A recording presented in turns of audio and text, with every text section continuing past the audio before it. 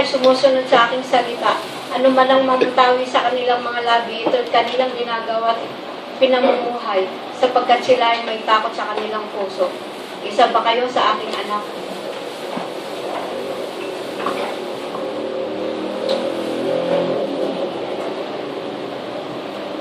Huwag niyong pahalagaan ang inyong mga sarili, kundi ang aking salita.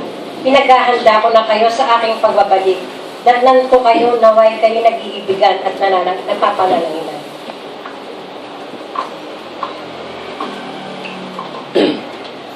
Mga anak, lagi ninyong hingiin ang gabay ng Espiritu Santo upang maging tapat kayo sa inyong paglilingkod. Good morning, mga kapatid. How great thou art. Naramdaman nyo na naman. Magkano yun? Manny boy, kung babayaran mo yun. How great thou art. Napakatindi ng worship natin.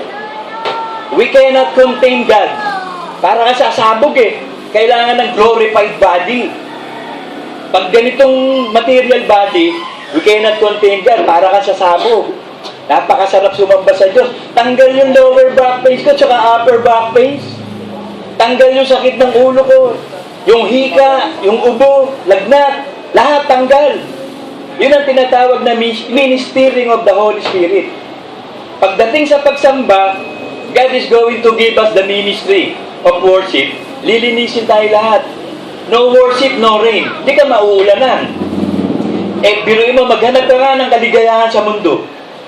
Madami kang pera, bilyonaryo ka, maligaya ka kaya? Ito, wala kang pera, maligaya ka eh. Sumasamba ka sa Diyos eh. At ibinibigay ng Diyos yung Shekinah glory. Ibinigay yan sa bayan ng Israel. Bumababa yung ulap, may Shekinah glory. Pag ikabod, wala na eh. What's the use of worship kung ikabod? Lahat ng iglesyang itinayo ng tao, ikabod yun. Mechanical yun. Hindi sumasamba ang Espiritu Santo doon. Pero sa atin na mga natatakot, anak ba tayo ng Diyos? Message ng prophet yan eh. Yan din ang message sa atin eh. If we fear God, He will surely bless us. Yung tunay lang na natatakot sa Diyos, ang pagpapalain ng lubos. Sa espiritu, sa pisikal at sa material. Ikaw ba'y natatakot na sa Diyos? Ibig sabihin na natatakot sa Diyos, sinusunod mo na lahat ng utos. Ikaw ba'y nagpapakabanal-banal? Sa huling araw, ang banal magpapakabanal-banal. O ikaw yung may banel na magpapakabanal-banal. Ikaw ang magpapasye. Nasa atin ang desisyon. Kaya sabi ng Diyos, hayaan nyo yung marumi, magpapakarumi. Yung banal, magpapakabanal-banal. We are on our own decision. Nandiyan ang Espiritu para sumabay, lumabay, magturo, mangaral, igabay tayo sa kabanalan. You have to decide. Wala nang lalalabing panahon. Konting panahon na lang, rapture na. Pag hindi ka pa bagong nilalang ngayon, maiiwan ka. Ikaw ba bagong nilalang na? Ikaw ba'y mananamba na sa Diyos? O makasalanan ka pa rin? Hindi didinggin ng Diyos, sabi sa John 9:31. Nalalaman namin hindi pinakikinggan ng Diyos ang mga makasalanan. Tayo nung araw makasalanan, hindi tayo dinidinig ng Diyos. Ngayon ba makasalanan na tayo? Hindi na. Nilinis na ng dugo ni Kristo ang lahat ng ating kasalanan at tayo'y banal. Ang tanong ngayon doon, ikaw ba'y babalik pa sa pagiging makasalanan o magpapakabanal-banal? Nasusundin mo lahat ng kautosan ni Kristo. Walang bagay na itutos si Kristo na hindi mo gagawin. Gagawin mo lahat. Ganyan na ba tayo ngayon? O luma ka pa rin? Kasi gagawa ng bagong langit, bagong lupa. Ang dadalhin doon, bagong nilalang. Bibigyan tayo ng bagong pangalan. Bibigyan tayo ng bagong pangalan ng Panginoong Hesus. Pati Panginoong Hesus, papalitan ng pangalan. Sabi sa Revelation, bakit? Tapos na ang pagliligtas eh. Yung Hesus, salvation yun eh. God is my salvation. Yeshua, God is salvation. Tapos na salvation. So papalitan, eternity na eh. Lahat ng bagay na nakaraan, wala na. Pag gumawa na ng bagong langit at bagong lupa, lahat ng bagay, wala na yung dati. Lahat pawang bago. So, nasa atin ngayon handa ka bang magpakabago-bago? Handa ka na bang magbago ng isip? na ikaw ay magiging mananamba na. Ano yung mananamba? Romans 12:1.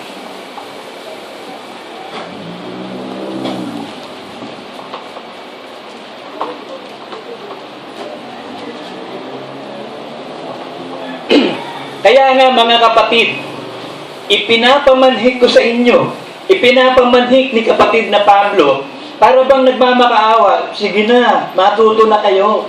Maintindihan nyo na sana ang kalooban ng Diyos.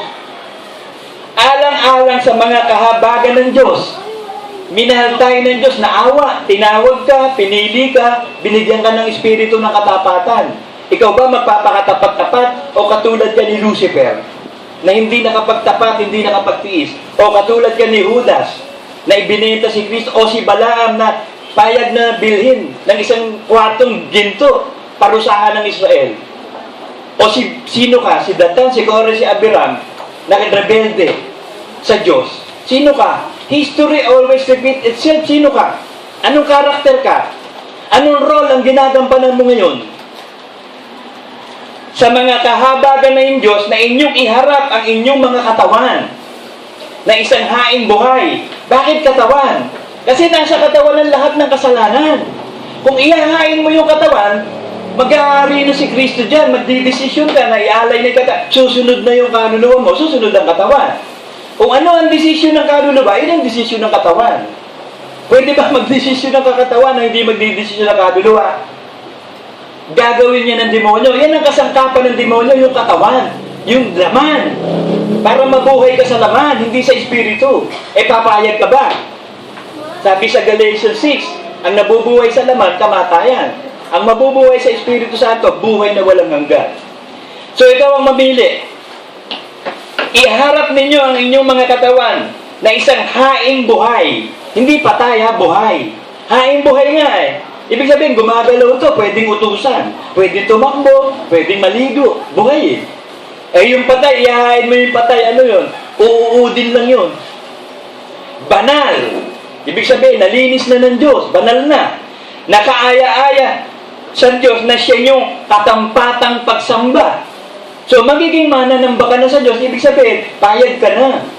Na yung katawan mo, ialay na sa Diyos, magdidesisyon na yung kaluluwa at espiritu mo, susunod na sa Diyos, lahat ng utos ni Kristo, gagawin mo dahil kaya mo na.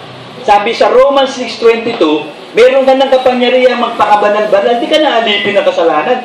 Pinalaya na tayo from the law of sin and death. Nang mamatay ang Panginoong Hesus sa krus, talo na si Satanas. Kaya akala ni Lucifer, nung maipapako niya, ang Panginoong Hesus, panalo siya, hindi niya alam, nagbikti siya. Arakiri yun.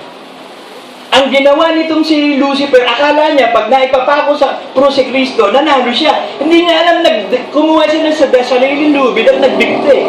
Katulad ni Judas, nagbikti. Ganyan ang nangyari, patay. They were dead. Wala nang buhay sa kanila, wala na Diyos Ang Diyos ang buhay Pag yung katawan lupa mo, nabubuhay at wala kang Diyos, you're dead. What's the use of money? What's the use of everything? You're dead. Ano ba mahalaga? Buhay na walang hanggan o pera? You cannot serve two masters. Iibigin mo yung isa, tatablahin mo yung isa. Pag naglingkod ka sa Diyos, dahil wala na pera, susunugin lang. Burnt offerings. Kaya nga may burnt offerings, susunugin lang Payag ka ba sunugin lang yun para sa Diyos? Payag ka ba ang pera mo para sa Diyos na? Hindi para sa iyo? Marami pa dito ang magnanakaw. Mahal na mahal mo pa pera. Naku, pag niyapos mo yung pera, yayapusin ka ng Rothschild House. Bibigyan ka ng kastil yung buhangin yan. Bibigyan ka ng katakot-takot na kayamanan. Sabi ni Satanas nasa akin na lahat ng kayamanan na sanlibutan at kapangyarihan. Sumamba ka sa akin, ibibigay ko sa iyo yan. Kung sino yung gusto kong pagbigyan, ibibigay ko yan. O ano gagawin mo? Mananamba sa Diyos o mananamba kay Satanas? Ikaw ang magdesisyon. At huwag kayo magsiayon sa sanlibutan ito. Halos lahat ng Kristiyano ay umaayon sa sanlibutan ito. Kundi mag-iba kayo na sa pamamagitan ng pagbabago ng inyong pag-iisip upang mapatunayan ninyo kung alin ang mabuti at kaaya-aya at lubos na kalooban ng Diyos. Pagbabago ng isip, renewing of the mind, restoration of the soul. Payag ka na ba? Na yung isip mo, damdamin mo, kalooban mo, yung kaluluwa mo, makonverted na tunay na Kristiyano? Payag ka na ba na ang Word of God ang gabay? Payag ka na ba na ang Word of God ang ipamumuhay mo? Yun ang pananampalataya. Payag ka na ba? Pagpayag ka na, natatakot ka nga sa Diyos, pasasaganain ang buhay mo. Ecclesiastes 12:13.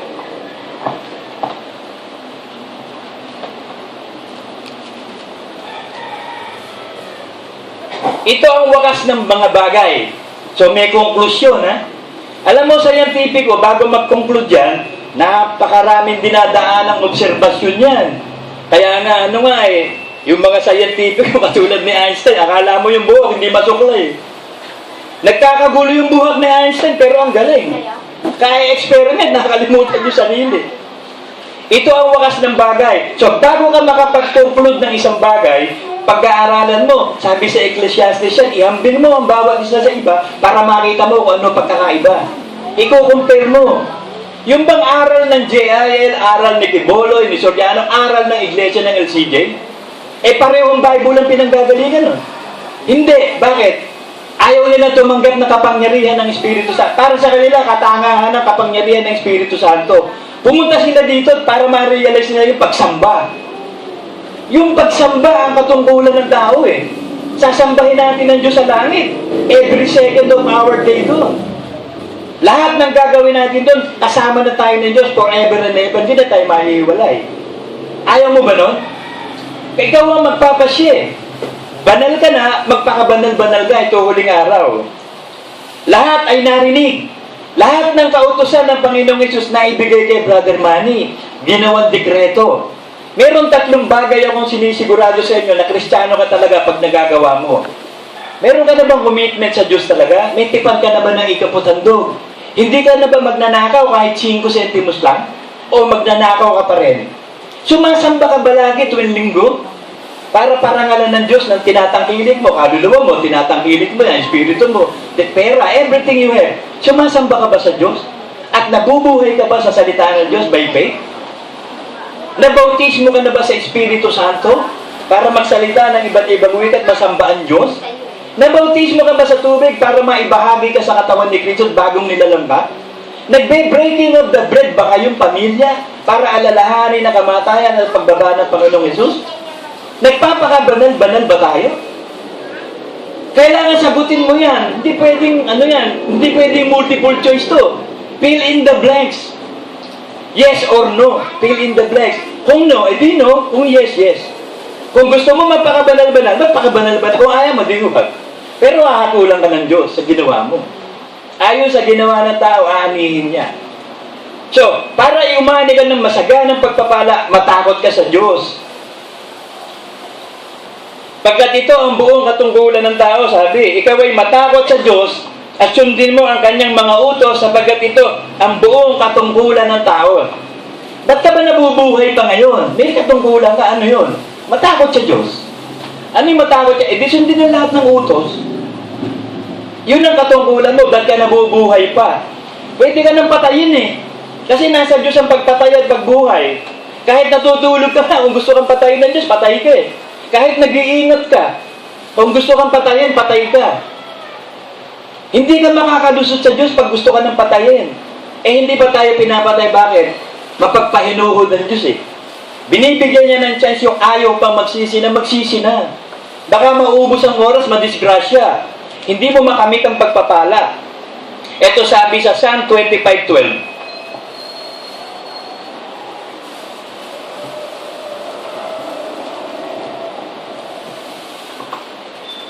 Anong tao siya na natatakot sa Panginoon? Siya ang tuturuan niya ng daan sa kanyang pipiliin. Pag natatakot ka daw sa Diyos, gagabayan ka ako anong daan ang pipiliin mo.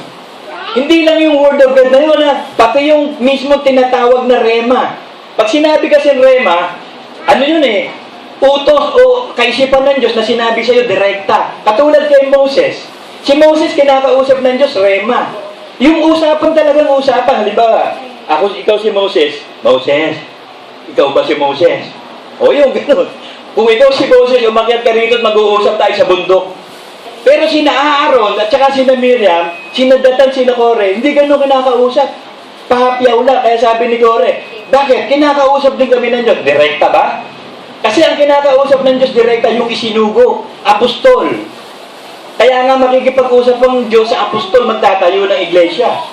Kung ikaw magtatayo ng bahay, pwede ba yung hearsay? Hahanap ka ng engineer tsaka arkitekto. Mag-uusap kayong dalawa, o gusto ko sana magtayo ng building hanggang 4th floor, yung baba, worship area. Tapos 5 pinto, yung 4 na pinto sa anak ko, yung 1 pinto nun, para sa iglesia. Tapos may malaking garahe, meron swimming pool na maliit para sa baptismal. Yun ang gusto ko, magbigay ka nga ng design sa akin, arkitekto. O gagawa ng design. Ako mag-a-approve, no? Approve na yon. O okay to, sige, engineer, gawin ninyo. Magkano ang ang bayad? 30% sa lahat ng materials na mabibili. Okay, shoot. It's a deal, gawin mo. Nakikipag-usap yung magpapagawa sa gagawa. Pag nagtayo ang Diyos ng iglesia, kakausapin niya yung magtatayo, mga apostol o isinugo. O magtatayo ka ng iglesia ko, ha? And gates of hell will not prevail. Ako bahala sa iyo. Basta pasakop ka lang, sumunod ka sa akin. Hindi ko kayo pababayaan. Gagawin mong alagad ang lahat ng mga anak ko. Tuturuan mo silang sumunod. Sabi sa Matthew.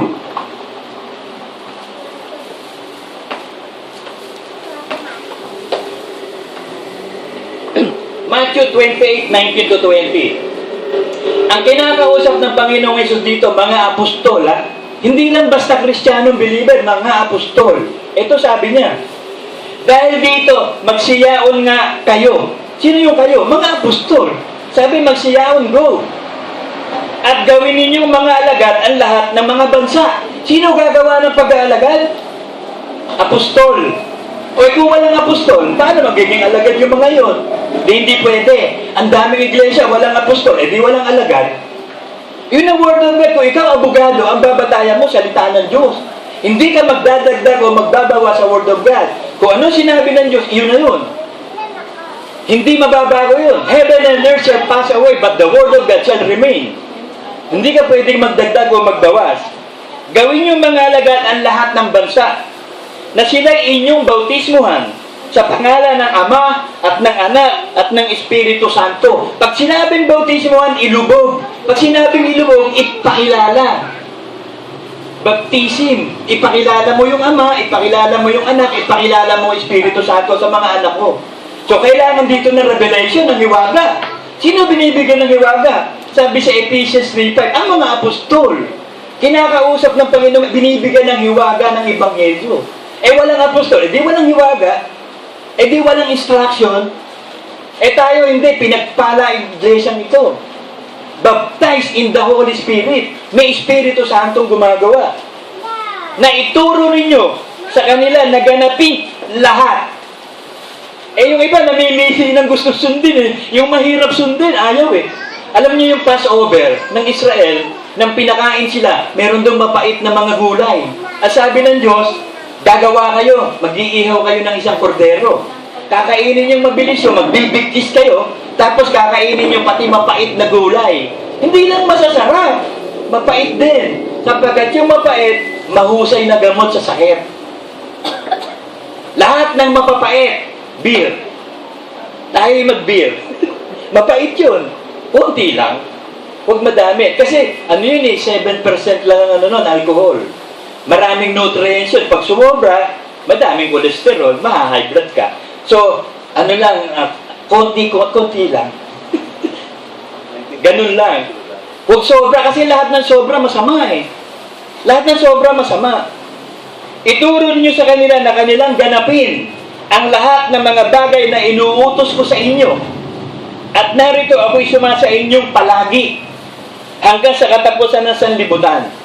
So mapaparaman sanlibutan susunugin to Itong old earth and old heaven susunugin Papalitan ng new heaven and new earth. Ikaw ba'y bago na? Pag bago ka na nilala, kasama ka doon sa bagong lupa, bagong langit. Luma ka pa. Di kasama ka sa luma. Saan ka ba? Sa bago, sa luma. Kung tataya ka ng huweteng, saan ka tataya? Sa luma o sa bago? Yung iba, adik, sa luma, tsaka sa bago tumataya. Maghuhuweteng. Sabi ng 1 Samuel 12:14-15.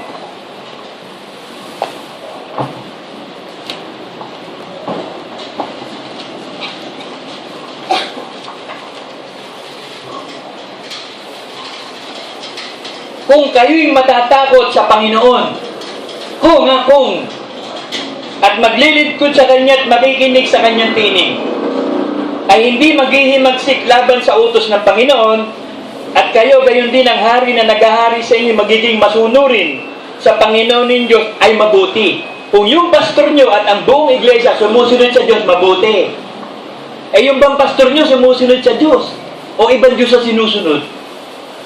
Ngunit kung hindi nyo titinggin ang tinig ng Panginoon, kundi maghihimagsik kayo laban sa utos ng Panginoon, ay magiging laban nga sa inyo ang kamay ng Panginoon kaya sa inyong magulang. So kalaban ka ng Diyos.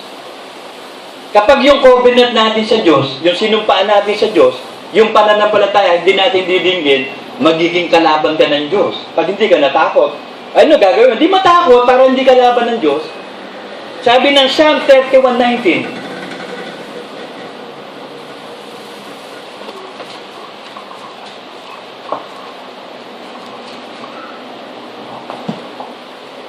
o pagkadakila ng iyong kabutihan, na iyong iniingatan para sa kanila na natatakot sa iyo, na iyong ginawa sa kanila na magsipagkanlong sa iyo sa harap ng mga anak ng mga tao. So walang gagalaw sa iyo mga anak ng tao. Kahit mga anak sila ng kung ano-ano. Kahit anak sila ng anak ng pastor, anak ng propeta, walang magagawa. Ang Diyos ang bahala sa atin. Nanulukugan tayo ng pakpak ng inahin. Natatandaan ko tuloy itong si Elmo eh. Ang sinasabi, yung inahin ang pupunta dito, may iiwan yung mga sisiw sa kanya. Saan ka nakakita ng inahin iniwan ng sisiw? Alam niyo ba ang inahin ay namamatay para sa sisiw? Nakapanood ako niyan. Si Fernando po ang ang bida doon. Yung anak ng bulkan. Merong agila, gustong lapanggahin yung mga sisiw. May inahin. Lumaban yung inahin. Hindi niya pinayagan ang agila. Tapos nakapatay pa ng ahas yung inahin. Pinoproteksyonan niya yung kanyang sisiw. Tapos sasabihin mo, yung inahin dito at yung mga anak sisiw doon, siya ka nakakita nun. Nung aalis si Moses sa Egypt, sabi niya sa Paraon, lilisan kami at maglilingkod sa amin Diyos. Sabi ng Paraon, sige, payag ako, aalis ka, ikaw lang. Hindi kasama yung asawa mo, mga anak mo, pati lahat-lahat. Hindi. Sabi ni Moses, hindi. Buhay ang Diyos ko. Ako'y aalis dito sa Ehipto kasama ang aking asawa at mga anak, ang lahat ng mga Israelita at lahat ng mga hayop namin. Pati hayop kasama, pati daga kasama, pati pusa kasama. O di wala nagawa ang Paraon, hindi pwede yun. By family, ang hinahanap ng Diyos. Kaya nung ilagay dito sa iglesia sina Luz, tsaka sina Arsi, it is the will of God. Kasi kailangan alisin na sila doon. Susunugin yung lugar na yun eh. Pananatiliin ba kayo kung may masusunog na bahay? Papayag ba ang Diyos na masunog ka kung anak ka ng Diyos? I-prove nyo naman. Sayang naman yung panahon. I-prove nyo. Asan na si Arsi? Wala na. Saan napunta? Nag-rapture na ba? Nawala eh. Sabi ng Psalm 103:13,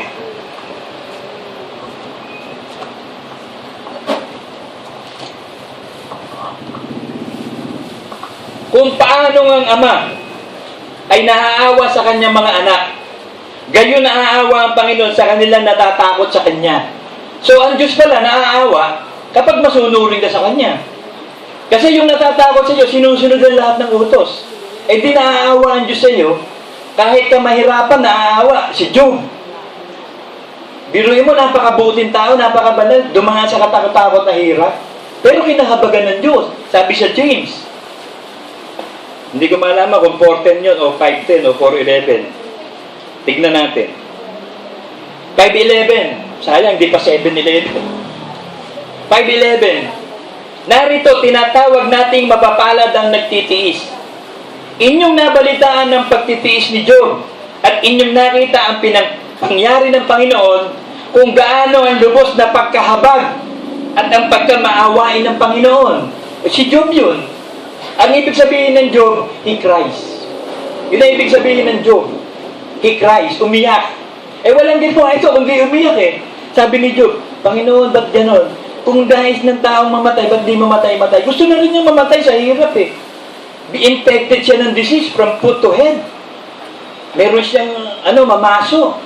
Yung nagbo-boils, ang antak nun. Kasi yung anak niya, nagkaroon ng boils siya, si Peter. Eh, dinala namin sa doktor na hindi dermatologist, yung tangang doktor na hindi naman internal medicine doctor, hindi rin derma. Eh, di ko ano yung binigay na gamot. Eh, kailangan kung ano yung specific na sakit, pumunta ka sa doktor na yun. Eh, hindi, nagkamali kami. Lumala, ang dami. Buti ngayon, lumaking pogi yung anak ko. Laki. Nung araw, alam nyo, nasa hemodialysis unit yan. Sabi nung doktor sa akin, eh, sabi niya, pasensya na kayo, baka mamatay ang anak niyo. Sabi ko sa doktor, doktor, wag ko kayo magagalit sa akin, ha? Kayong mga doktor, binigyan ng karunungan lang ng Diyos para sa mga taong may sakit. Pero hindi kayo nagpapagaling at hindi rin kayo magdidesisyon kung sino ang mamamatay o mabubuhay. Pasensya na kayo, pero ang anak ko, hindi mamamatay. Mabubuhay yan. Alam nyo, for 6 months yun, wala kaming ginawa, kundi injectionan. Si Peter, nasanay sa saksak yung batang yun, kaya sanay sa hirap yun. Parang si Job yun eh. Tapos, alam nyo yung bungulo, Brad eh, pag hinihipo mo, nasundot mo, patay eh. Yung ano niya rito, ang lambot-lambot. May portion dito na ang bungo niya malambot. Pag pinipindot mo yun, delikado. Alam nyo ginawa ko? Araw-araw ko nilelehan si Peter, pinatitigas ko ulo. Alam nyo ba nangyari? Hanggang ngayon, tumigas ang ulo. Ayun, tigas na ng ulo ngayon. Pero kita nyo, ang galing. Ang galing ng Diyos. Napakahusay ng Diyos. Alam nyo, napakabuti sa atin. Kahit tayo palpak, kahit tayo nagkukulang, nakikita niya yung puso natin eh. Alam niya kung sino yung tapat. Alam niya kung sino yung talaga nagsasakripisyo. Alam niya yung totoo. At kayo, malalaman nyo rin na totoo dahil may anointing kayo eh. Kaya ang susi, matakot sa Diyos para masaganang pagpapala. Kasi ang prophecy sa atin, itong 2014, simula ng masaganang pagpapala. Simula pa lang yan, ha? So yung susunod, yung preceding years, 15, 16, 17, hanggang sa rapture, masagana iglesia ito. Spiritually, physically, materially, sa mga matatakot lang sa Diyos. So ito ba'y matatakot na? Sabi ng Diyos, matakot kayo doon sa pumapatay ng katawan, may kapangyarihang ibulid ang kaluluwa mo sa impyerno. Huwag kayong matakot doon sa pumapatay lang ng katawan. Ang demonyo lang ang nakakapatay ng katawan. Pero yung kaluluwa ng demonyo, papatayin din ng Diyos yun eh. Pero ang Diyos may kapangyarihang pumatay ng katawan at ng kaluluwa at espiritu. Pag pinatay ang espiritu at kaluluwa mo sa impyerno, ibig sabihin nun, death, condemnation, the second death. Meron kang first death eh. Yung katawan mo namatay, yung second death, yung kaluluwa at espiritu mo. So ano pipiliin mo ba? Pagpapala o kamatayan? 30:19 ng Deuteronomy.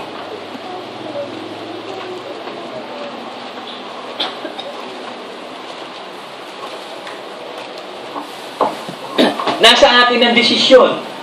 Ang gusto ng Diyos kasi, mamili ka eh. Hindi ka robot eh. Tsaka hindi ka pipilitin ng Diyos. O ito gusto ko mangyari, gusto mo ba? Opo, halika. Come with me. Come with me. Dun, dun, dun. Naging songer. Babasahin ko ha. 30:19. Aking tinatawag ang langit at lupa na pinakasaksi laban sa iyo sa araw na ito. Pag binasa mo ito bukas, sa araw na ito uli yan. Basahin mo uli bukas, sa araw na ito na naman. So itong talatang to, present na talata, everyday. Na aking ilagay sa harap mo, ang buhay at ang kamatayan. So everyday, you have to choose.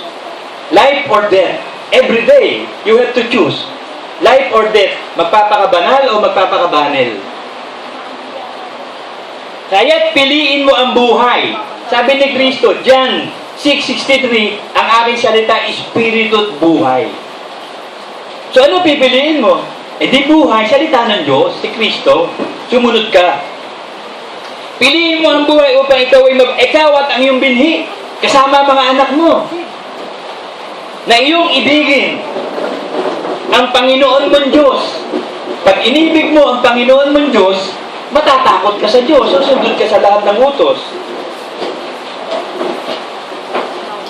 Nasundin ang kanyang tinig at lumakip sa kanya, sapagkat siya ang iyong buhay at ang kalaunan ng iyong mga araw.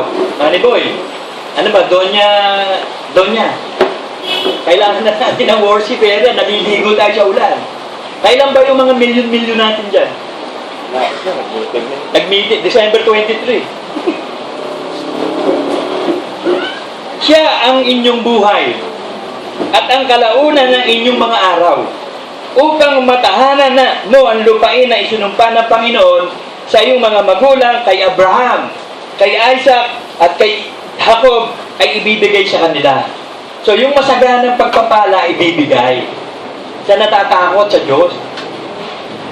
Psalm 147:11.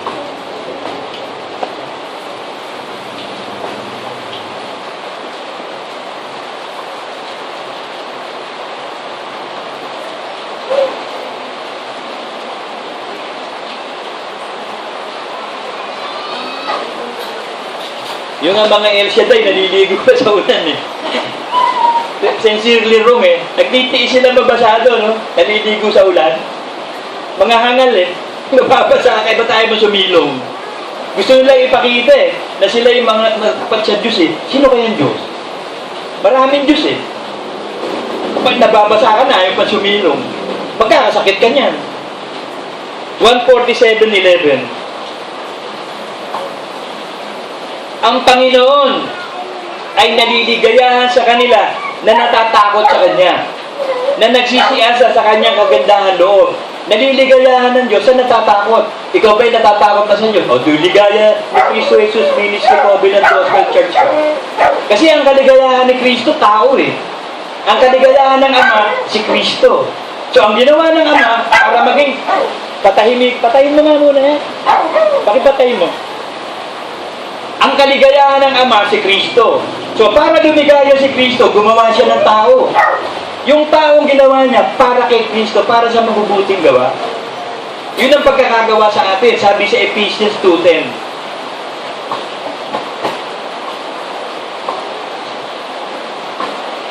Sapagkat tayo'y kanyang gawa na nilalang kay Kristo Jesus. So, yung pagkakalikha mo para kay Kristo. Ligaya ni Cristo Jesus, ministry, maglilingkod ka, covenant, may tipag ka, gospel church, isang iglesia ang batayan, gospel. Nanilalang kay Cristo Jesus para sa mabubuting gawa. Ayan na, nadagdag ka. Di ka mananalo ulan, malakas ang boses ko. Pati ikaw, microphone, di ka rin mananalo, malakas ang boses ko. Dadaigin kayo ng boses ko, no? Kahit tumodo pa kayo ng ulan, maririnig ko din ang boses ko na mga inihanda ng Diyos ng una pa upang siya natin lakaran. So inihanda, bago palilikha ang tao, nakahanda na plano.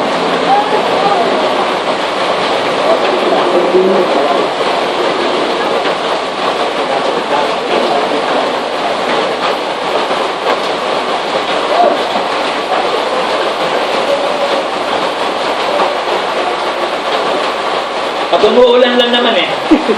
Kaya pag umuulan, ganyan. Sabi ng Proverbs 8. Proverbs 8:30-31. Ito yung kaligayahan ni Kristo at kaligayahan ng Ama. Ako, patay. Bumahana. Ayan, pinasok ko tayo ng tubig.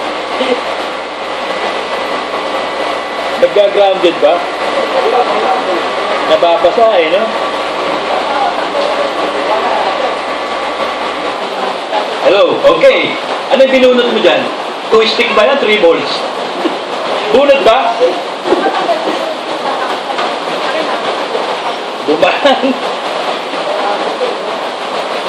Bumana ng ilog Jordan. Ito sabi sa Proverbs 8:30-31. Nasa siping nga niya ako, na gaya ng matalinong manggagawa. At ako ang kanyang ligaya sa araw-araw. So, ang Panginoong Jesus, nasa siping ng Ama. At ang kaligayahan ng Ama araw-araw, si Kristo. At nagagalak na lagi sa harap niya. So, ang kinalulugdan ng Ama, si Kristo. Araw-araw yun. Ako, pinapaliguan na rin sa Kristo. At alisin niyo yung mga babasa ako yun. Eh di alisin ako.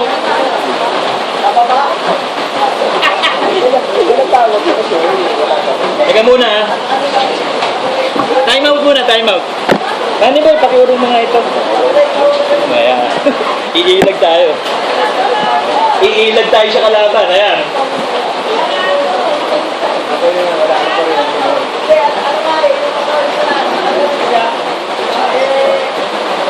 Kinakap din tayo ng tubig.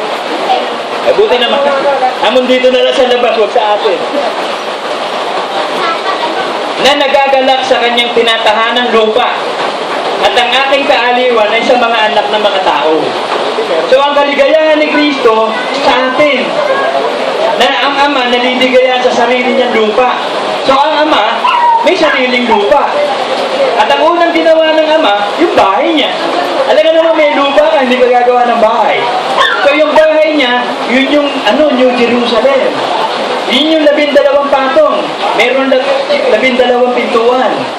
Na iba-ibang mga gem yun, nakadikit-dikit doon. So doon ang bahay ng Diyos, bababa yun. Bababa ang New Jerusalem, gagawa ng bagong langit, bagong lupa. Habang nagkakagulo tayo, tutuloy ko to ha. Sabi ng Isaiah 15, pag inaagos na ako, titigil ako. Hindi pa naman ako nadadala ng agos eh. Mamaya, meeting tayo, Manibol. Tayong dalawa. Gumawa na ako ng letter eh. Penmanship ginawa ko. Buti nga, may sulat doktor ako. Ba't lang po kwentuhan tayo? Nag-privilege ka pala ako. Ang labo. Hindi ako pogi dito. Ang dilim eh. Ba't kayo natatawa? Ano ito? Kwentuhan ba ito? Asarap ah. Basang-basa na rin. Isaiah 50:10.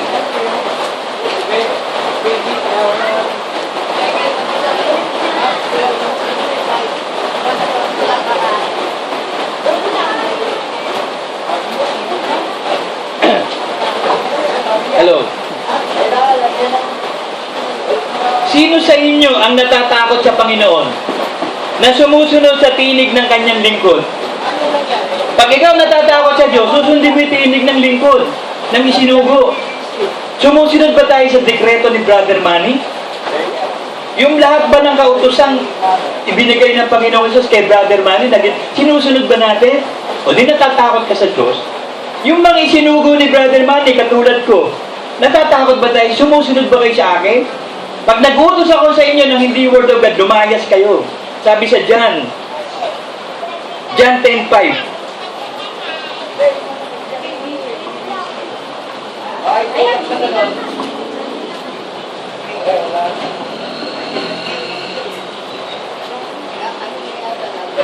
Kapag mayroong isang Kristiyano na ang pastor niya nagtuturo ng mali, aalisin ng Diyos yung doon, ililipat doon sa tunay na pastor. Nakasulat sa Bible yan. Babasahin ko ha. John 10. Umpisahan natin sa 3 hanggang 5.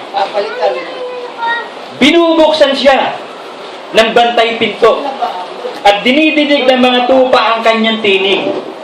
Ito yung lingkod ng Diyos, sinugo ng Diyos. At tinatawag ang kanyang sariling mga tupa sa pangalan at siya inihahatid sa labas. Pinoproteksyonan ng tunay na pastor ang kanyang member o kawan. Pagka nailabas na niya ang lahat ng sariling kanya, yung nagpapasakop sa pastor, nailabas na niya, ay pinangungunahan niya sila. Ang ginagawa ng pastor na to, sumusunod kay Kristo. Pinangungunahan eh. Yun naman tunay na mga nailabas niya na kanya, susunod din kay Kristo. At nagsisisunod sa kanya ang mga tupa. So yung ayaw sumunod sa akin, hindi tupa. May tupak. May tupak yun. Sapagkat nakikilala nila ang kanyang tinig. Eh yung itong 5. At sa iba, yung hindi tunay na pastor ng LCJ, hindi sila magsisisunod, kundi magsisitaka sa kanya, pupuga. Natatandaan mo, Manny, ba yung pumuga ka doon sa Romblon? Ano ba nangyari nun? Tuloy natin. Internation yan eh. At sa iba, hindi sila magsisisunod, kundi magsisitaka sa kanya. Sapagkat hindi nila nakikilala ang tinig ng iba. Alam niyo ba na nagsimula ako sa pamumuno ni Pastor Phil? Ayan, kasama ko si Manuel. Ang unang pastor namin, si Pastor Phil. Ang ginawa ng Diyos, kung hindi mabuting pastor to, inilipat kami. Eh, nung panahon na yun, hindi pa ready si Brother Manny para tanggapin kami. Kaya sabi ni Brother Manny, for the meantime, sa School of Christ muna kayo. O, Topeng, hawakan mo si Manuel at si Larry. Magtatights muna yan sa School of Christ. Hanggang sa dumating ang panahon, naging pastor namin si Topeng. Nagtatights na kami kay Toteng. Eh, ang nangyari, itong si Toteng, nakatoteng-toteng.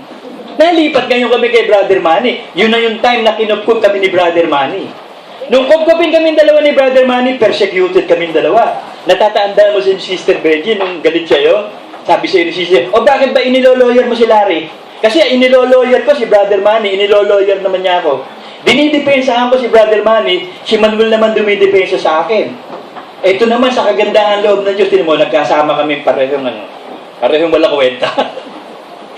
Parehong walang kwenta nandito. Wala kaming parehong kwenta eh. Yun ang gusto ng Diyos eh. Yung zero ka, wala kang kwenta. Kasi pag may kwenta ka, hindi ka na makukwenta. Wala ka ng kwenta. Eh kung wala kang kwenta, zero, gigradean ka ng Diyos doon. From 0 to 9 lang. Kasi ang 10 si Kristo eh. Perfect si Kristo, hanggang 9 lang. Mami ko, nasa 9 ka na ba? Wala pa, saan? 2. 4. Higher, 6. Higher, 7. Set, favorite number. 7. Favorite number ko yan. Alam nyo, adik ako sa sugal nung araw. Alam nyo ba na nakakatatlong 7 ako sa dice? Pag bumato ko ng 7-11, tatlong sunod-sunod na 7. Ang ginawa ko, alam nyo, kung manaramdaman ko, nakaka-7 ako. Ratio and proportion. Tataya ako ng pera. Lahat ng pera ko, tataya ako sa 7. Eh, ang kalaban nun, Joten. Alam nyo ba ito, sugal na to? Joten. Eh, ayaw na akong labanan kasi sabi, may 7 niya si Buru eh. Ayaw namin. Sabi ko, sige, 10 siyang. Ire-ratio and proportion, 10 siyang. Wala pa rin. Logis, may sumahod sa akin, 800. Ikaw, laban. 800, ang tama nun, 1,000. Pero dapat parehas, eh kung mo alam ko may 7 ako, lumaban, 800. Alam nyo, bago ko binato yun, sabi ko, makinig muna kayong lahat ha. Ang lalabas sa dice, 7, 3 at 4. Naintindihan nyo ba lahat? 3 at 4. Ano lalabas? 3 at 4. Game na tayo ha. 1, 2, 3. Pag tira ko, 3 at 4, lumabas. Hindi nila yung energy ng mind, nagkakaroon ng power, lumabas 3, 4. Dita, nung susunod, tinutunodo ko na naman sa 7. Wala na naman lumalaban. 8-6, wala na lumaban. Ito, wala na. Pero 7 pa rin to. Wala na lumaban sa tinira ko, nakatatlong 7 ako. Sabi ko, isang araw magkakasino ko. Pag naka 1 million ako, aayaw na ako. Alam niyo, hindi ako nakapunta ng kasino. Nakilala ko si Manuel eh. Nung makilala ko to sa assessor, eh itong isang to talagang ibang klase to eh. Katulad ko rin to eh, na easy go lucky. Ganun ang gusto ng Diyos eh. Yung easy go lucky ka lang na ang inaasahan, para kang bata. Ang inaasahan mo ng Diyos. Eh galit sa amin, ang daming galit sa amin. Natatandaan mo yung arkitekto, nasiraan ng ulo, nagalit sa akin. Ako sinisi. Nasiraan ng ulo, ako sinisig ng mga born na ganaya kapag tumagat sa Diyos, nasisiraan ng ulo. Hindi nila alam, tumatalino nga ang Kristiyano. Hindi kasi Kristiyano yun, kaya nasiraan ng ulo. Eh nung pala, nung nagtapat sa akin, meron pala siyang kabet, yung pinsan niya, tomboy siya. Kaya yun, siguro, na hindi na yung utak niya, laging naiisip niya, yun, naungas. Naungas lang naman, hindi naman nabaliw talaga. Balik tayo, balik. Sabi ng Psalm 139:16, may sasampa po ito. Maganda yung pagkakasaksak ng aple mo. Alin? Maganda hindi nakasaksak. Ha? Buti doon nakasaksak. 1:39:16. Alam niyo ba lahat ng ginagawa natin nakasulat? Every second of our life, nakasulat to. So, may ebidensya. Kasi pag ikaw naglatag ng isang bagay, dapat yung sinasabi mo may ebidensya. Kaya nagawa ang Diyos ng ebidensya para sa paghatol niya, may ebidensya. Katulad natin, marami tayong ebidensya. Persecuted tayo, ang pumipersecute sa atin, walang ebidensya. Eh tayo na, meron tayong ebidensya, meron pa tayong de la providensya. Wala, may de la providensya ba sila? Wala. O, di ba? Ang problema lang, sabi ko kay Manny Boy, ang pangalan mo, Manuel de la Providencia. Eh, yung Emmanuel, ibig sabihin nun, God is with us eh. Eh, walang eh. Eh, di God is not with us. Manuel lang eh. Eh, de la Providencia in the providence. So, God is not with us in the providence. Pero ang totoo, Manuel, ibig sabihin nun, in providence yun. God is with us. Tatay ko, Manuel din eh. Nakita mo, kasama ko, huwag ka lang matutulog. At least lang siya natutulog eh. Basta walang tulugan.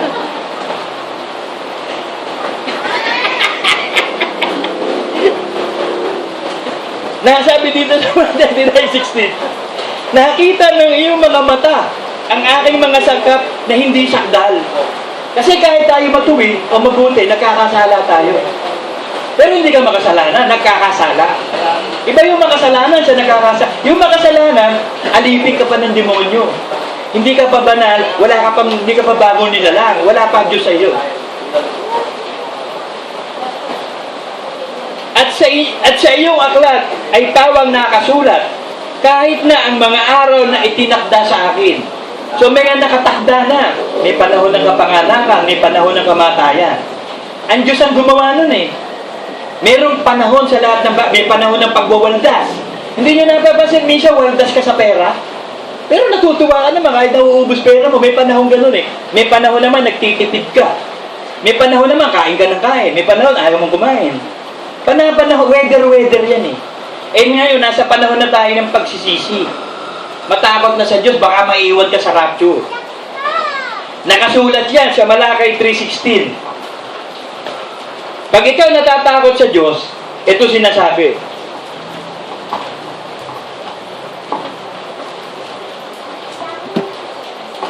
Nang magkagayon, silang natatakot sa Panginoon ay nag-usapan, chika-chika.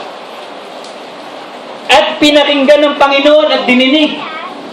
At isang aklat ng alaalay na sulat sa harap niya para sa kanila na natatakot sa Panginoon at gumugunitan ng kanyang pangalan. Para makasigurado ka na ang pangalan mo nasa aklat ng buhay, tanggapin mo yung isinugo at makipagkaisa ka dun sa sinugo at tulungan mo sa lahat ng bagay. Ang pangalan mo nakasulat sa aklat ng buhay. Philippians 4:3. Alam nyo kasi ang basis Word of God. Kung ano yung sinabi ng Word of God, yun na yun. Hindi mo na pwedeng dagdagan yun o bawasan. Ito sabi, oo, ipinamamanhik ko rin naman sa iyo, tapat na kasama. So, question na naman, tapat ka bang kasama? O kasama ka? Kasamaan ang nasa iyo. Sa pagtulong, tapat ka bang tumulong? Tumutulong ka ba sa pangangailangan ng iglesia? Sa pangangailangan ng pastor mo, ng pamilya na? Sinusuportahan mo ba ng ikapot handog ang pastor mo? Iniibig mo ba siya ng full support sa lahat ng bagay? Sapagkat sila'y nagpagal na kasama ko sa Ebanghelyo. Ang nagsasalita dito si Pablo. Kasama kong nagpagal, nagpakahirap tayong sumampalataya sa Ebanghelyo. At kasama rin naman si Clemente. At ng ibang aking mga kamanggagawa na ang kanilang pangalan ay nasulat sa aklat ng buhay. So yun pala, kamanggagawa ka ng apostol, ang pangalan mo nasulat sa aklat ng buhay, tapat na tumutulong. Eh yung mga kaaway ba ng apostol maliligtas? Nilabanan nila si Brother Manny. Nung panahon ngayon, idinidepensa ko si Brother Manny, lahat kaaway ko. Alam niyo ba, lahat halos ng mga member ng LCJ, kalabang ko? Ayaw sumunod sa Diyos eh. Pag hindi ka sumusunod sa Diyos ko, kaaway kita. Alam nga naman, kampihin pa kita. Hindi ka nga sumusunod sa Diyos ko eh. Alam niyo, may isang pangyayari. Kaya sabi ni Brother Manny, rebelde ko eh. Natatandaan ko noon, may Bible study sa Santo Tomas. Nagtuturo si Brother Phil, sabi niya, alam niyo yung born of the Spirit tsaka baptized in the Spirit, parehas lang yun. Eh narinig ko, ako sandali, Pastor Phil, checking ko kayo, may mali kayong itinuturo. Hindi kayo dapat nagtuturo ng mali. Bakit? Sabi niyo, parehas lang ang born of the Spirit tsaka baptized in the Spirit. Sa spelling pa nga lang, mali na eh. Pag sinabing born of the Spirit, ipinanganak ka sa Espiritu. Magiging anak ka ng Diyos. Pag binaptize ka sa Spirit, ilulubog ang Espiritu mo. Bibigyan ka ng power ng Holy Spirit. Ano pareho doon? Nando si Brother Manny, naririnig. Eh, galit ako eh. Pag nagtuturo ako sa mali eh. Ng false teacher, galit ako eh. Eh, nakita. Kaya nung nagkakaroon ng gulo sa LCJ, sinasabi nila, yan si Larry, rebelde. Sabi ni Pastor P, sabi ni Brother Manny, oh, rebelde nga si Larry sa maling aral. Kaya huwag kayong magtuturo ng mali, kalaban nyo yan. Kaya nakakampi ko lang si Brother Manny. Lahat kalaban ko na, si Pastor Phil, si Brother Ross, si Elmo, si Garding. Sino pa ba yung isang nagpe-pray, umiiyak? Sino ba yung pag nagpe-pray kay Brother umiiyak pa? Si Domingo. Si Domingo, Sunday. Domingo. Nagpe-pray, umiiyak. Bakit? May problema ba yun? Nagpe-pray ka, umiiyak. Meron namang isang galitan Diyos, yung nananalangin na mahaba, si Meli. Yung iniisip nila na kapag mahabang panalangin, didinggin.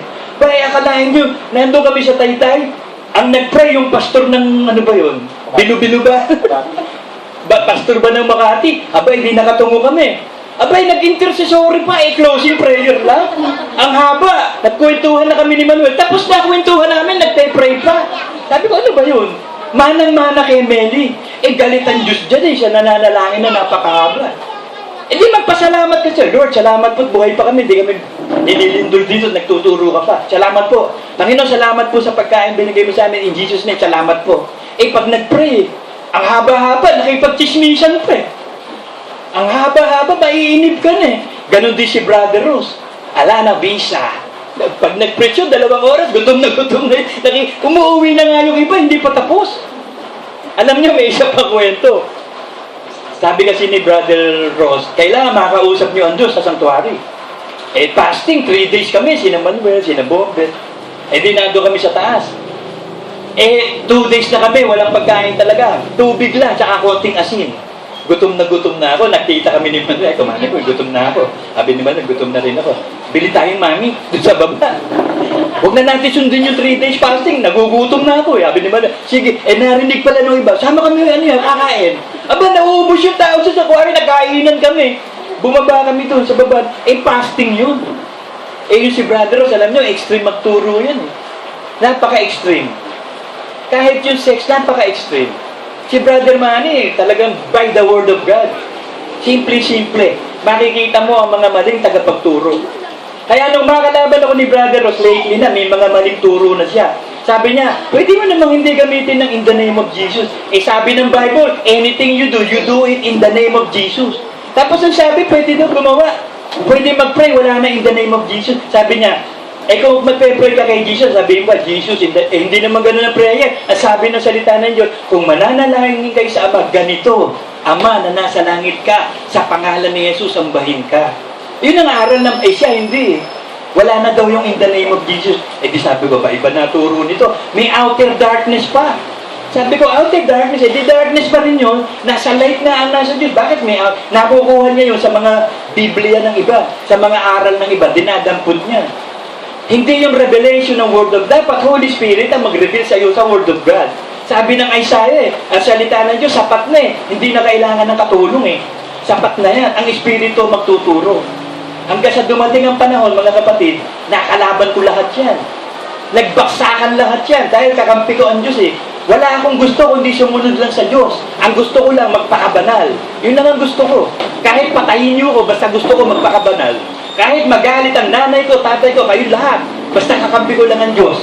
Nanatili naman ako. Amen? Amen.